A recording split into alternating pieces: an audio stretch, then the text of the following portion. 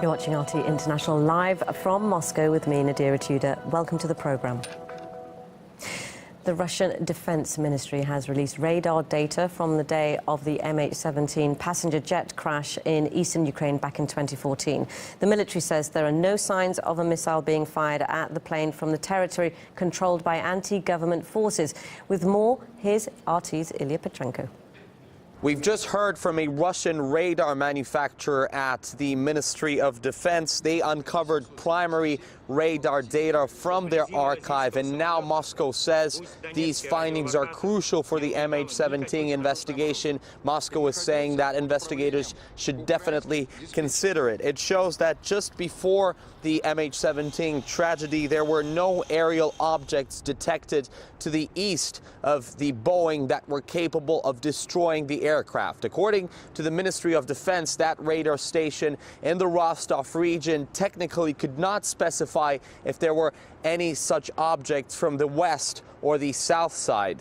Moscow says that Ukraine is in possession of that data and that also the U.S. could provide relevant satellite imagery that could help solve the case. All the latest findings will be handed over by the Russians to the Dutch investigators, and also Moscow is questioning Ukraine's reluctance to release their part of work. The Ukrainian side has air situation data in the area of the crash from both civilian and military sources. The fact that Ukraine has not published radar data leads us to the conjecture the missile, if it was a Buk, was launched from territory under the control of the Ukrainian military. Moscow keeps calling for a transparent and impartial investigation and hopes that the release of the radar data today would ensure similar commitment from other sides. Now, to talk more on the latest findings, I'm joined live by aviation expert Julian Bray. Julian, thanks for joining us here on RT International. Now, why do you think Ukraine is reluctant to publicly share its radar data from the day of the tragedy?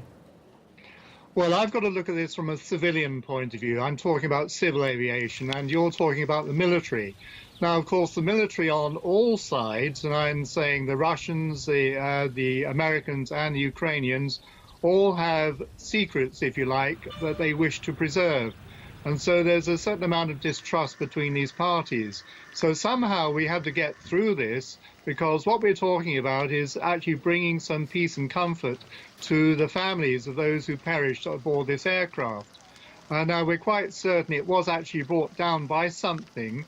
What is in dispute at the moment is the exact location of where this missile was. So I think we've actually got past the blame game, if you like. We're now looking for some answers.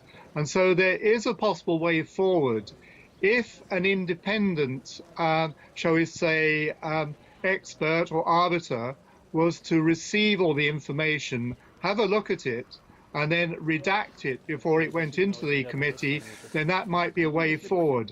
I cannot see the various parties being free with their information because they'll say it will reveal too much. And so we have to work our way around this to try and get to the facts of the matter.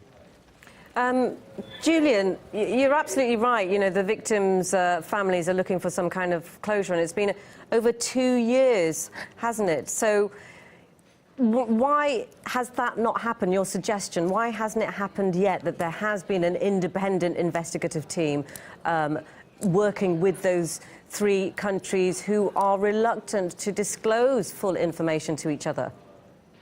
Well, I'm afraid that if you actually give part of a jigsaw, and I'm talking about the military side now, then it is possible to reverse engineer what you've got and try and find out exactly what they've got on the ground, in the air, and into outer space. Now, I'm quite certain that the Americans already know exactly who shot what and where it came from, because they have satellites whizzing around all the time, and they will actually have the data. But the problem is, if as a military person you reveal your information to other parties, then you negate the value of your particular military system. But here we're looking at a civilian aircraft, a civilian flight, and now, was it mistaken for a military transport and mistakenly shot down? This is what we ought to try and find out. So rather than apportion blame, we just want to get to the root of it. So I would call on all parties to find an independent expert, give them the sight of the information and let them come to a conclusion, then send this on to the Dutch, who've done a really amazing job so far, so they can actually put the last final piece of the jigsaw into their particular puzzle. Julian, you mentioned that, you know, the blame game should be over. You've mentioned that the Americans have satellite images, which is, of course, what they've used to blame Russia for shooting down the MH17, but they haven't provided the evidence of those images. And actually, again, going back to the fact that they are civilian victims, families that we're dealing with, why don't they provide the images and put an end to the debate if that's what they have, if they have the proof?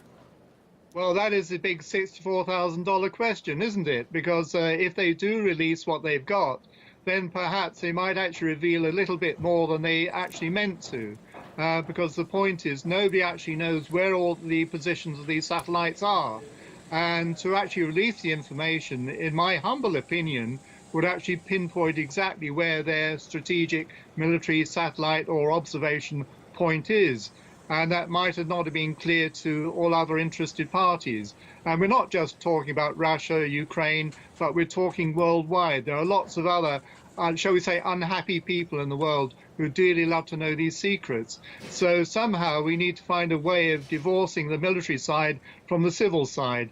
It's an interesting situation, but I think it's gone on long enough now, and I think the families do require some answers. And I take my hats off to the Russians for what they've done so far, and hopefully other people now bring their information to the table. Julian Bray, aviation expert, thank you very much for your expertise and joining us here on the programme. Thank you.